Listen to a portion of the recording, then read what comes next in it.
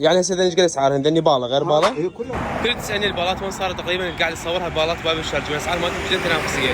هذا وراي هسه نصب التحرير راح ادليكم المكان بالنقطه الداله همين قدامكم المحلات كلها معزه طالع لكم من الساعه 6 الصبح. راح اصوركم اقوى واحد هنا يبيع ملابس رسميه قريب صار على الجراج مال باب الشرجي. الجراج قدامكم اذا تشوفون طبون بيه للنهايه. اكو بوابه لونها زرقاء سموها البوابه السحريه مال الملابس. تعالوا وياي. انا وصلت للبالات خصوصا عن طريق هاي الباب الزرقاء محل ابو حاتم. فهاي راسا نطبقكم على البالات. يعني هسه ايش قد اسعارهن؟ ذني باله غير باله؟ اي كلها باله. كلها باله.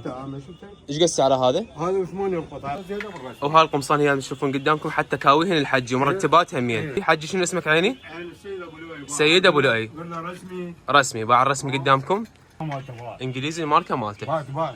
تعال اكد على الماركه مالته. هذا خليه يطبون عليه الموبايل بالموبايل. هذا اقل شيء هسه ب 75 يورو. حلو. اي صورت لكم همين بالات القمصان اللي موجوده عند السيد ابو لؤي. البالات مالته كلها قويات.